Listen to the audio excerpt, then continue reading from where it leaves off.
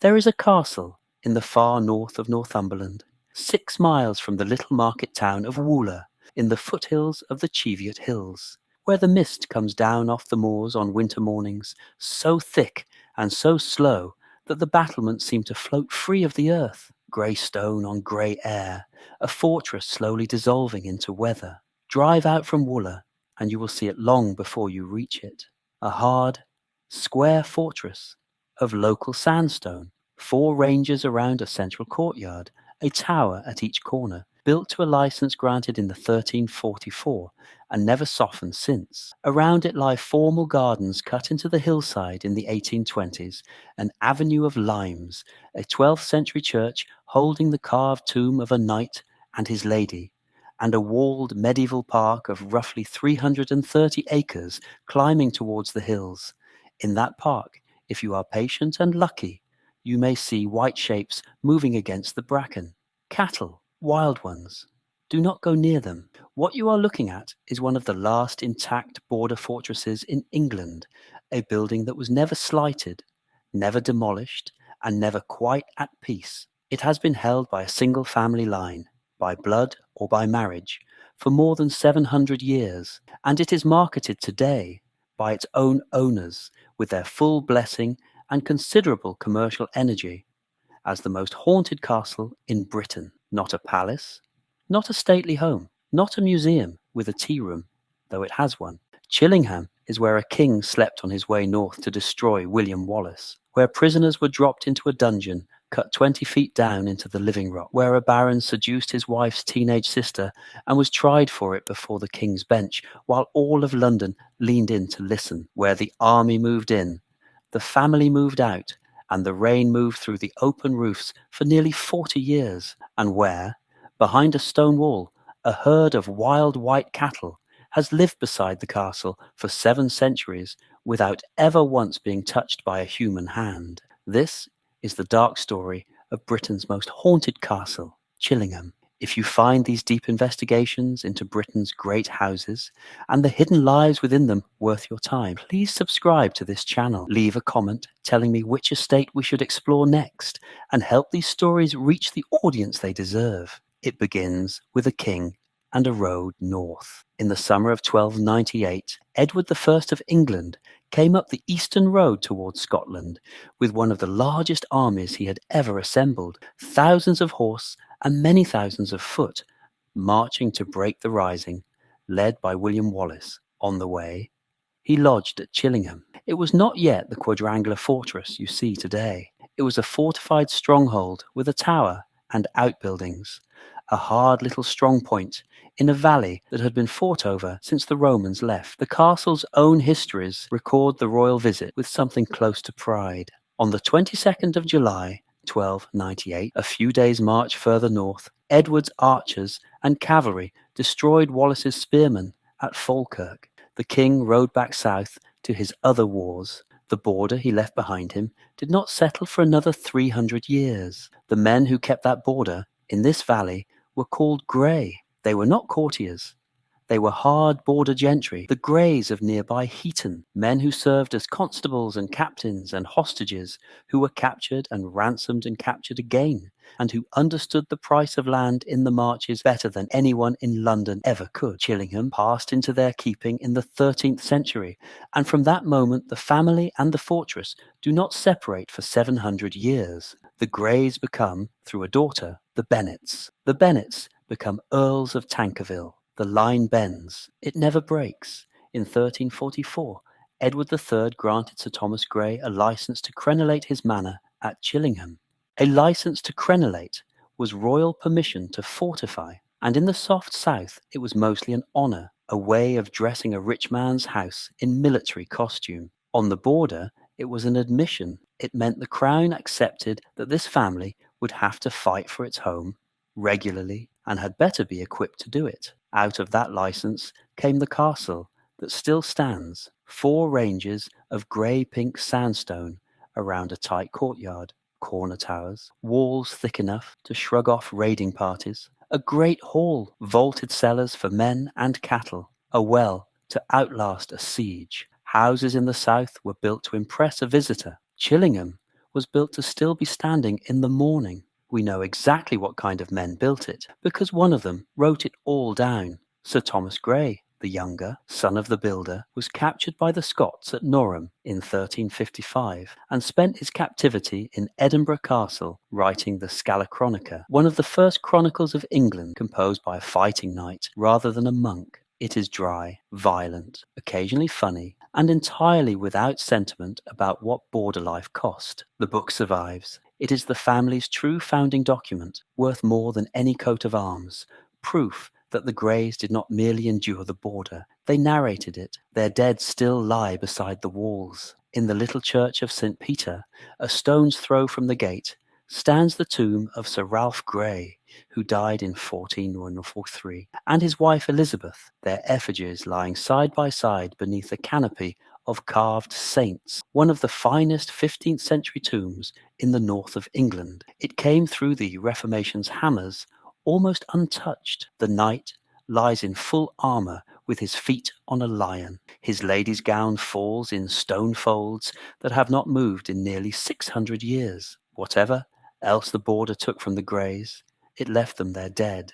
And something else was walled in with them. Sometime in the 13th century, most likely in the 1270s, a wall went up around the great park to hold deer and beasts for the table, and a population of wild white cattle was shut inside it. Nobody bred them, nobody herded them, nobody dared to try. They stayed behind that wall, breeding only among themselves, while the castle beside them burned and rebuilt and schemed and decayed. Hold that thought. The cattle will outlast everybody in this story. It is to this founding era that the castle attaches its darkest legend. The story, as Chillingham's own tours and publications tell it, concerns a torturer named John Sage, a soldier lamed in the Scottish Wars, nicknamed Dragfoot, who is said to have spent 3 years in the castle's vaults torturing and killing Scottish prisoners by the dozen, men, women, and children in the service of Edward's War. The legend ends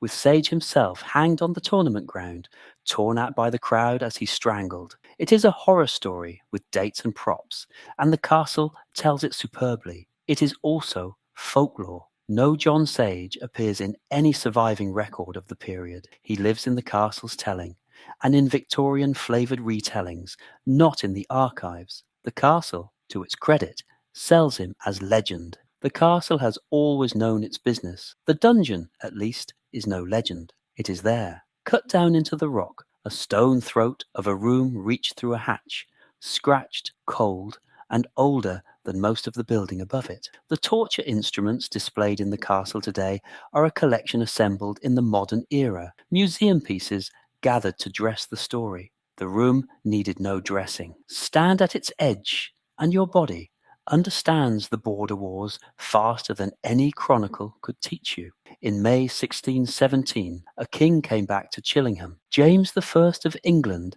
and 6th of Scotland, travelling north to revisit the country of his birth, brought his enormous travelling court through Northumberland, and the Greys received him at a castle scrubbed, provisioned, and half rebuilt for the purpose. The visit mattered because of what it announced. The border was quiet at last. The same family that had garrisoned this valley against Scotland for 3 centuries was now entertaining a Scottish king in its great hall. The fortress had begun pretending to be a house. A royal visit was an honour on the scale of a natural disaster. A Jacobean travelling court numbered in the hundreds. Courtiers, guards, grooms, cooks, carters, hawks, and horses, and every one of them ate and drank at the host's expense. Plate was borrowed, roads were mended, beds were begged from every gentry house within a day's ride, and cattle and sheep went to the kitchens in droves. Families in the soft south had been quietly ruined by the privilege of a single royal progress. The Greys, who had spent 3 centuries budgeting for sieges, budgeted for this instead,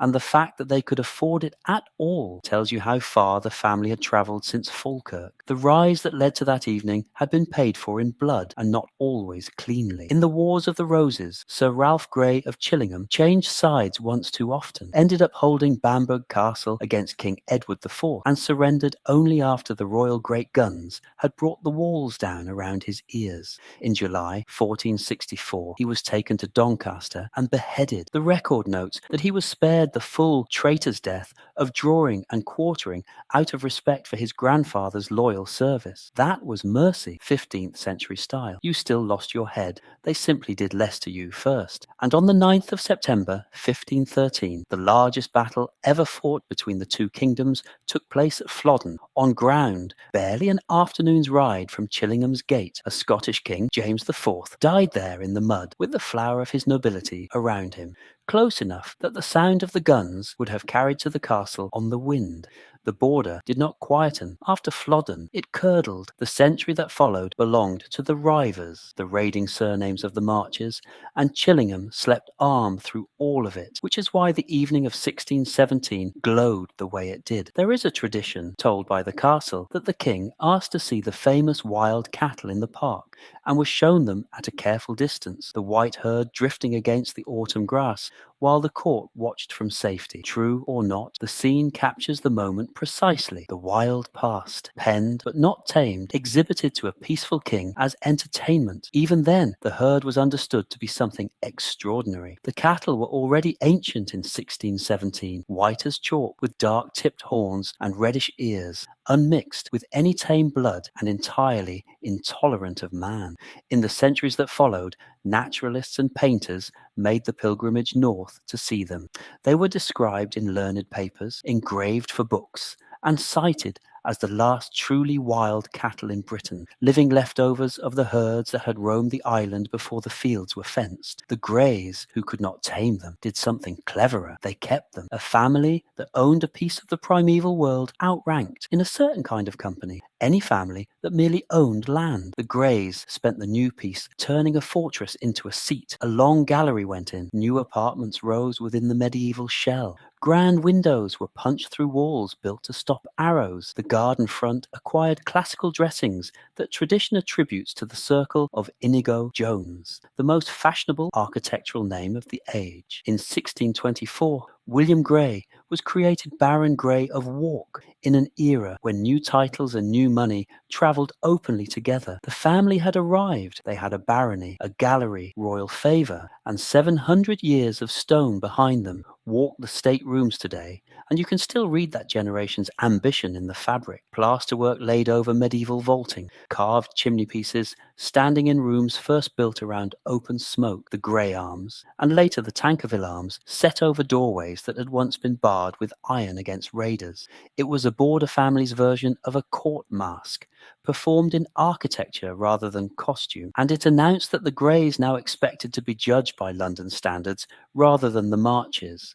That expectation would be tested within 2 generations, in a London courtroom rather than a London drawing room. William Grey chose Parliament in the Civil War that followed, commanded briefly, compromised skillfully, and survived with the estate intact, which on the border counted as a triumph. His grandson Ford, born in 1655, inherited the barony at 19. He was clever, handsome, plausible, radical in his politics, and entirely without breaks. Within a decade, his name would be attached to the most scandalous indictment London had heard in a generation, and the family that had survived Falkirk, Doncaster, and Flodden would very nearly be destroyed in a bedroom. The March law assumed raiding as a season of the year. The Greys paid the border's tax in person, generation after generation. Men of the family were captured and ransomed again and again across those centuries, bought back like livestock, and returned to the same duty. They garrisoned the fords of the Till, rode out on the lawful pursuit the Marches called the hot trod, and buried their sons in the little church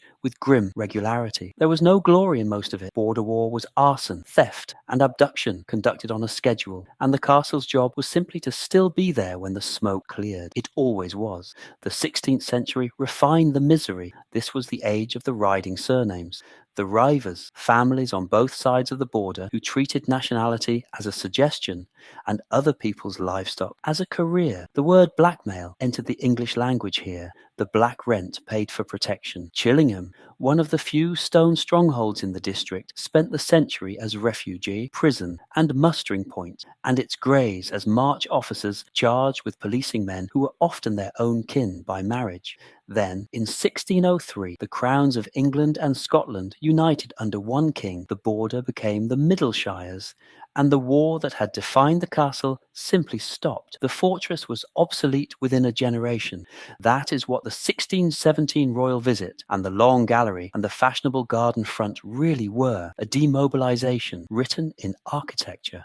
The centuries that followed were quieter and in the end more dangerous. The Civil War passed over the family without breaking it. The Bennets, Earls of Tankerville, drew their consequence southward to London and to softer estates, and Chillingham settled into the life of an occasional seat, visited, painted, praised, and increasingly left alone. The agricultural depression of the late 19th century cut the rents that fed it. The death duties introduced in 1894 taxed each generation's inheritance. By the early 20th century, the visits were thin, the household was thinner, and the 1920s renovation, the one the Blue Boy legend clings to, was less a revival than a last coat of paint on a way of life already ending. You can watch the retreat happening in the habits of the age. Shooting parties replaced residence. Agents and lets replaced the family's own presence. The contents thinned, generation by generation, as pictures and plate drifted south to other houses or to the sale rooms. By the 1930s, the castle that had once provisioned an entire royal court kept a skeleton staff, and the Earls of Tankerville presided over an estate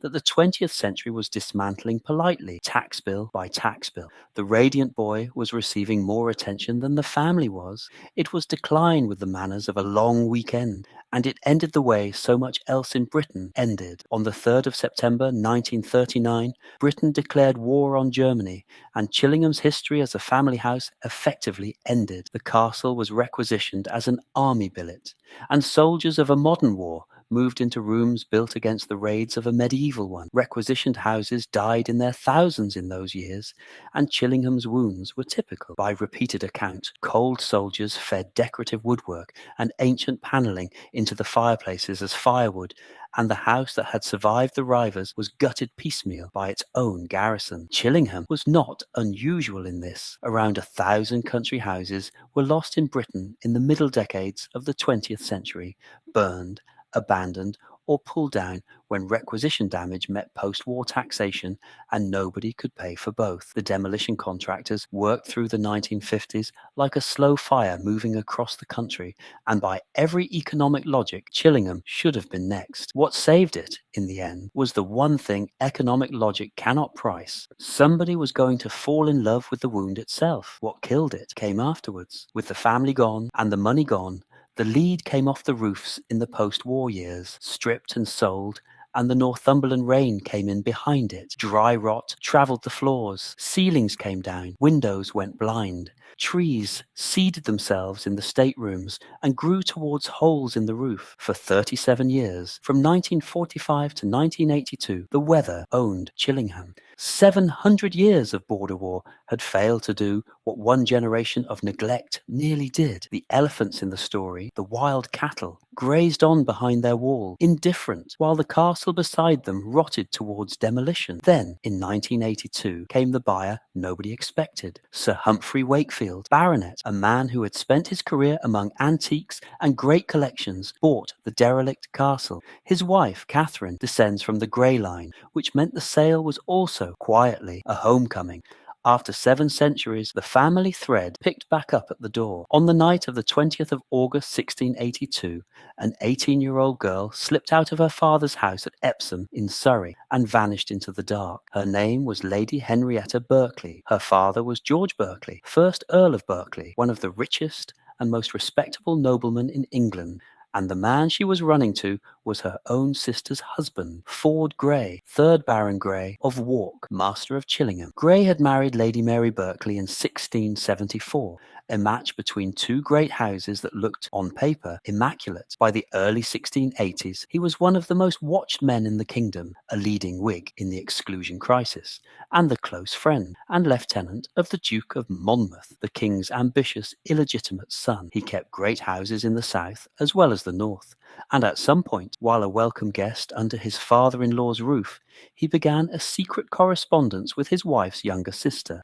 Henrietta was still in her teens. Grey was nearly 30, married to her sister, and famous. In the summer of 1682, the letters were discovered, intercepted within the household, and the family confronted the girl at Durden's, the Berkeley house at Epsom. There were tears, denials, confinement to her rooms, and a plan to remove her quietly to the country until the thing burned out. It did not burn out. On the 20th of August, she went out through the gardens at night and was gone. The Earl then did the thing no aristocrat of his generation wanted to do. He went public. Notices appeared in the London Gazette, the official paper of the Crown, describing the missing girl and offering £200 for her discovery, an enormous sum, a labourer's wages, for a decade. It was the 17th century equivalent of a missing persons appeal issued by a duke, and it turned a private catastrophe into national theatre. All that autumn, while search parties knocked on doors, Grey's agents moved Henrietta between hired lodgings around London under false names, sometimes within streets of the men hunting her. Berkeley could not recover his daughter, so he reached for the law. On the 23rd of November 1682, in the Court of King's Bench, before the Lord Chief Justice Sir Francis Pemberton, Ford Grey stood trial with 5 alleged accomplices, among them the household servants Robert and Anne Charnock, accused of carrying the letters and arranging the hiding places. The case fills pages of Volume 9 of the State Trials, where the indictment, in the language of the printed record, charges the defendants with conspiring to solicit Lady Henrietta Berkeley, then a virgin, unmarried, to desert her father's house and to commit whoredom and fornication with Lord Grey, to her final ruin and the perpetual grief of her family. Westminster Hall was packed to the walls, peers and pamphleteers together, because this was never merely a family tragedy, it was politics.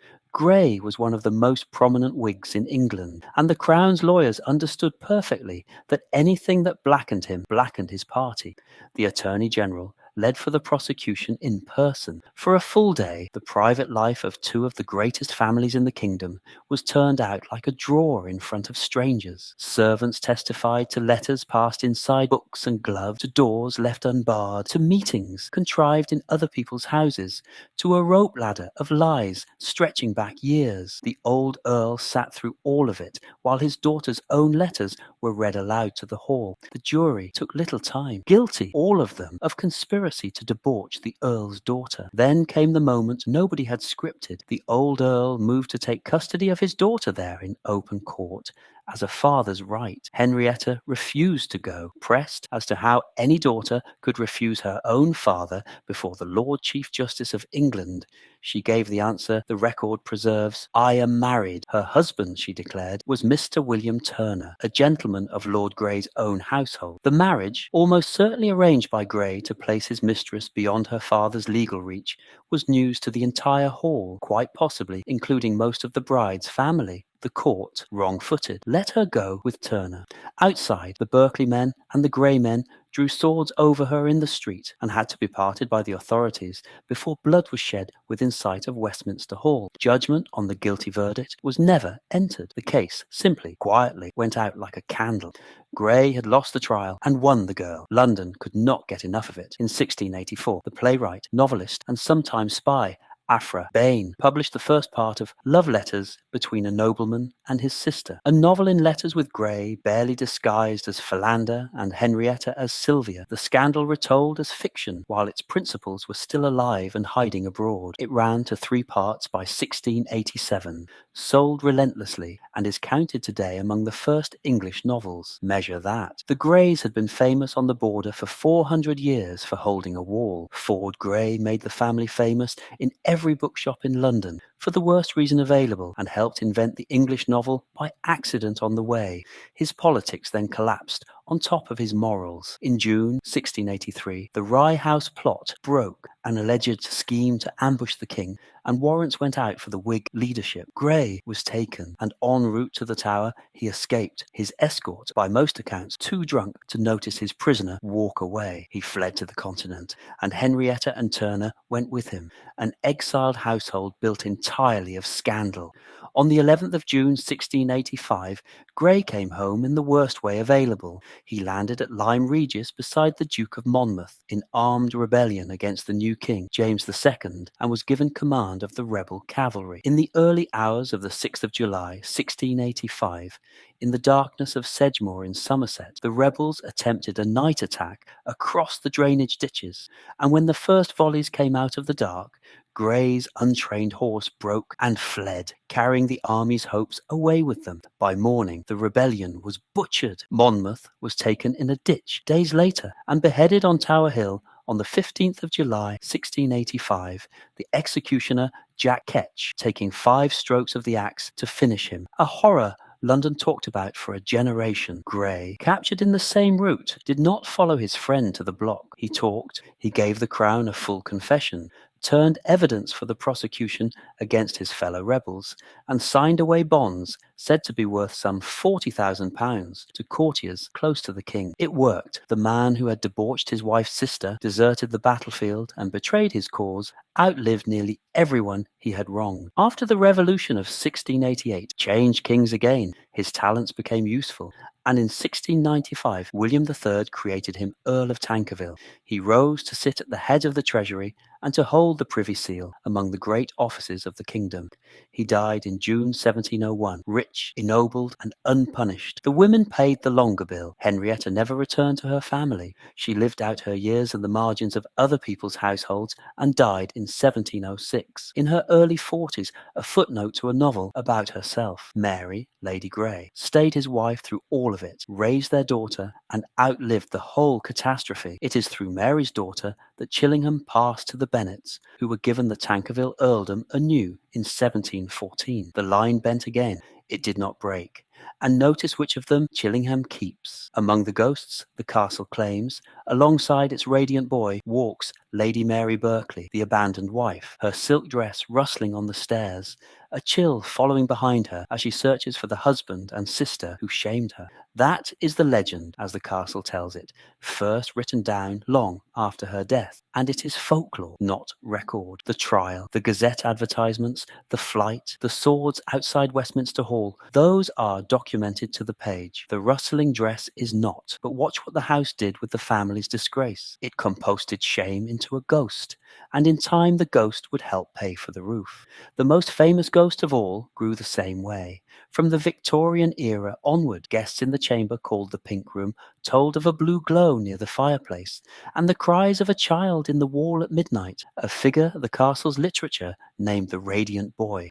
The castle's tradition holds that during renovation work in the 1920s, workmen opening that wall found the bones of a child together with fragments of blue cloth. No coroner's file, no photograph, no workman's report survives to anchor it. The story lives, like John Sage, in the castle's own telling and in the ghost books that repeat it. Sir Humphrey Wakefield, who bought the ruin in 1982 and knows its legends better than anyone alive, has retold the story in print and on camera many times and has never claimed more for it than the castle's word. It is the honest position. It is also, as we shall see, extremely good business. In 1296, the border had caught fire and it burned with pauses for exhaustion for 300 years. To understand everything else about Chillingham, you have to hold that number. 3 centuries in which this valley was a front line. 3 centuries in which the castle was not a home that sometimes saw war, but a garrison that sometimes saw peace. Life inside the walls followed the war's rhythm. Beacons on the hills gave warning of riders coming south. Cattle, the tame sort, were driven into the vaulted ground floor when raids came over. The village outside the wall could be rebuilt. Villages were burned and rebuilt, the way other counties mended fences. Wills and muster rolls from the marches record a society where every able man was required to keep horse and harness, where the law itself, the march law, assume raiding as a season of the year. Wakefield has described what he found in interview after interview: snow drifting through open roofs, floors you could not trust, trees rooted in the rooms.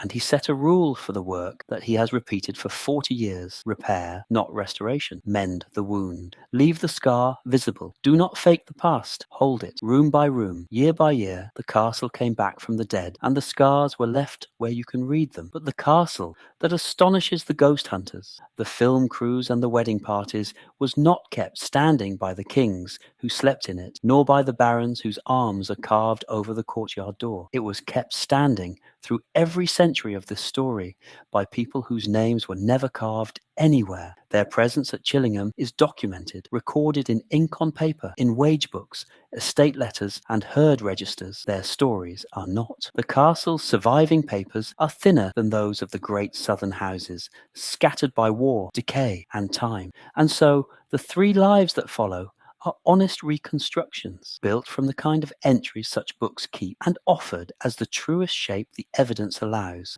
a name, a wage, a duty, and a silence. There was a steward called Thomas Robson who kept the castle's books through the 1680s, the decade in which his master was tried at Westminster, fled to Holland, rode at Sedgemoor, and came home an earl. A border steward of his standing earned around £12 a year and his keep, while the 3rd Baron gambled the family's name in London courtrooms and Somerset ditches. Somebody at Chillingham paid the maltster, counted the linen, mended the park wall, and brought the rents in from Wooler and Chatham quarter after quarter, so that there was still an estate for a pardoned traitor to come home to. That somebody was the steward. We know a Robson served through the scandal years. We know the rents did not fail. We know nothing else. There was a housekeeper called Margaret Dodds who came to Chillingham around 1890 and stayed until 1932. 42 years through 3 Earls of Tankerville, a world war, and the long emptying of the house. Her wage would have begun near £26 a year and finished near 45. Her work, in the end, was closing, shutting up rooms one by one as the family's visits shortened, sheeting furniture that would not be sat on again, keeping fires in a house that was forgetting why. If the story the castle tells of the Pink Room is true, she was in service when the wall came open in the 1920s, and hers would have been the dust sheets, hers the workman's tea, hers the decision of what to tell the guests. We know she held the keys for 4 decades. We know she left when the house had almost nothing left to keep. We know nothing else. And there was a park warden called John Tully who watched the wild cattle from 1946 to 1980 at a starting wage of around £4 10 shillings a week. In the last week of January 1947, the snow came, and it did not properly leave until March, the worst winter in living memory. Drifts buried the park wall. The wild herd, which no man may drive, handle, or shelter, began to die where it stood. Tully did the only thing 7 centuries of rules allowed. He carried hay on his back across the drifts, dropped it where the wind might let the herd find it, and walked away, because the cattle will not feed while a human stands near. When the thaw came, he counted the survivors. 13. Every one of the roughly 130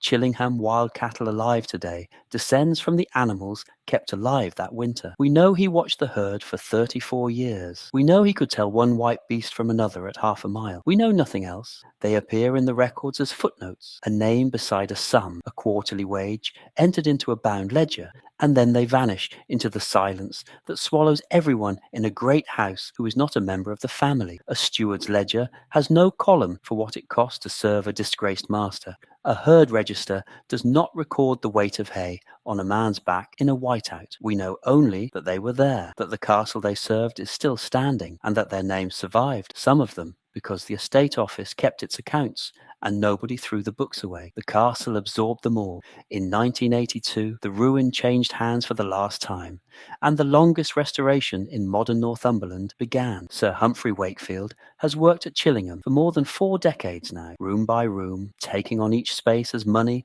and materials allow, filling the repaired shell with arms, banners, furniture, and curiosities gathered across a collector's lifetime. The staterooms came back. The Great Hall came back. Towers and wings became holiday apartments. apartments, so that paying guests now sleep inside the fabric that soldiers once burned for warmth. The scars, true to the rule, were left visible. The rooms he refilled tell you what kind of mind has been at work. The great hall carries antlers, armour, and hanging banners. A chamber is kept in honour of Edward I and the visit of 1298. Because this is a house that dines out on its oldest guest. Curiosities from a collector's lifetime of travel stand beside Jacobean portraits, and everywhere the taste runs to the strange, the warlike, and the theatrical rather than the merely fine. Purists occasionally wince. Visitors, on the whole, are delighted. It is a castle furnished by somebody who understood that Chillingham was never a polite house, and that dressing it politely would have been the one unforgivable lie. The business model is the ghosts. Chillingham sells itself cheerfully and in so many words as the most haunted castle in Britain, and the evening ghost tours are the engine of the enterprise. Visitors pay to stand in the dungeon and the torture chamber after dark to hear about John Sage and the Radiant Boy and Lady Mary Berkeley in the places the stories live. Television found it decades ago, and the paranormal crews keep coming. Cameras and meters and all. Tens of thousands of visitors a year come up the Lime Avenue because of stories that no archive can verify, and every ticket is, in effect, a slate on the roof. Whatever one believes about the ghosts, the arithmetic is real. In a county with thin farming margins and long winters, most haunted is worth more to a remote estate than most beautiful ever was. The folklore that grew wild in the ruin has been put to work. The skeptic pays the same admission as the believer, and the castle thanks them both. The overnight market may be the shrewdest piece of it. The towers and wings converted to holiday apartments let guests sleep inside the story they have paid to hear.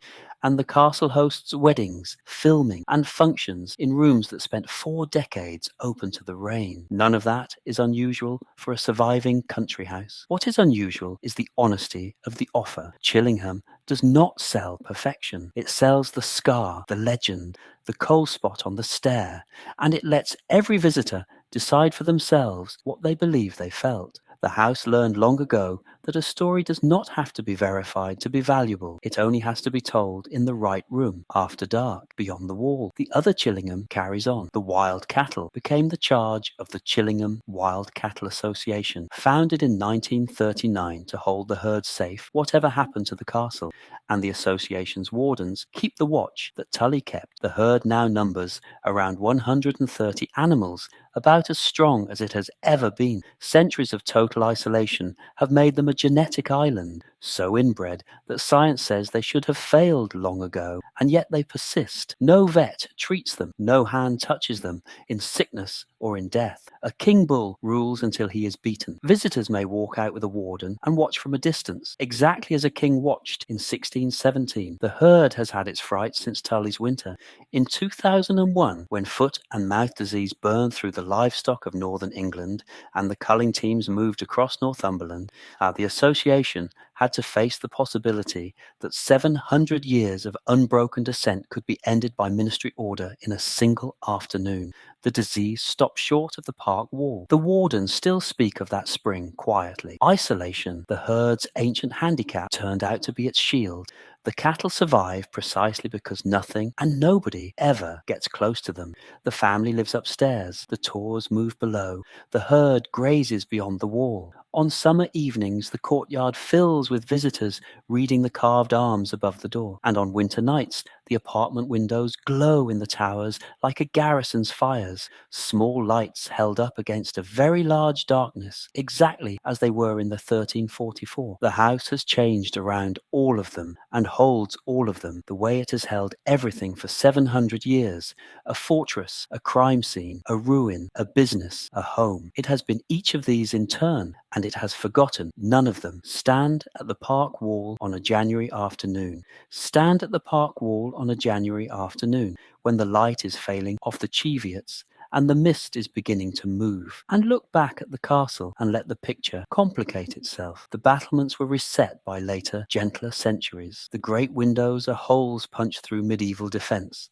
by people who had stopped being afraid. The torture chamber is part archive and part theatre, its instruments collected, its most famous torturer probably never born.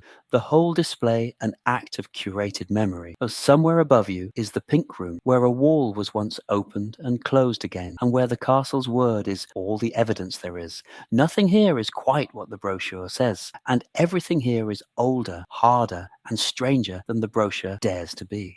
The ghosts complicate most of all, because the documented and the invented are mortared together here like courses of stone. A real trial fed a legendary dress. A real dungeon fed an invented torturer. A real wall opened in a real renovation fed a story that no file can confirm and no skeptic can quite kill. 7 centuries of actual violence have left this castle more ghost stories than any archive could ever underwrite. And the truest thing about those stories is what they are made from: shame, war, grief, and the need of every generation to explain the cold it felt on the stairs. Chillingham is not one castle. It is the record, in sandstone and scar tissue, of what a border does to the people who are ordered to hold it, and of what a family will survive rather than let go. Edward wanted a road north, and the castle gave him a bed for a night and a story to sell tickets on 700 years later. The Greys wanted to survive the border, and survived it so thoroughly they became its memory. Ford Grey wanted his wife's sister, then a revolution, then his own neck, roughly in that order, and got all 3. Mary Berkeley wanted her husband back, and got, if the guides are right, an eternity on his staircase. The Tankervilles wanted a softer life in the south. The army wanted firewood. The weather wanted the house itself. Sir Humphrey Wakefield wanted a ruin worth arguing with for the rest of his life. The house gave them all what they asked of it, in the careful, expensive, neutral manner of a great country house accustomed to absorbing human weather. The house always gives. That is its genius, and that is its cost. And below the family story, always the other one. Thomas Robson got his rent days, and an estate still solvent for a master who did not deserve it. Margaret Dodds got her keys, her 42 years, and her silence. John Tully got 13 animals alive in an April thaw, which is to say, he got the future. Every white beast in the park tonight is his ledger line, still walking. So, who does a building like this belong to? The family who held it for 700 years? The king who slept one night on his way to a massacre? The girl whose ruin became a best-selling novel and a rustle of silk on the stairs? The torturer who probably never existed? The steward who kept the rents coming while his master turned traitor? The housekeeper who shut the room? The warden who carried hay into the whiteout? The visitors who paid to be frightened in the dark? Or the cattle who were here before almost all of it? Chillingham does not answer. The house never answers. It simply stands, grey above its wall and its park, and lets you decide. There is a patch of plaster in the pink room, visitors are told, a shade paler than the wall around it, where the workmen of the 1920s closed up what they had found, or what the castle says they found. It is the whole place in 1 square yard, a scar, a story, and no way to be sure which came first. The castle will not open the wall again. It does not need to. The not knowing is the asset, but the last image does not belong indoors. Walk back to the wall as the dark comes down, and wait. Out in the park, pale shapes drift against the black hillside, moving the way they have moved every night since before the license was sealed, before sage was invented, before Henrietta ran, before the lead came off the roofs, the one continuous living line of Chillingham, older than the ghosts, older than the Greys' shame, never once touched by a human hand in 700 years. No king ever commanded them, no steward ever entered them in his books, except as a number at the year's end.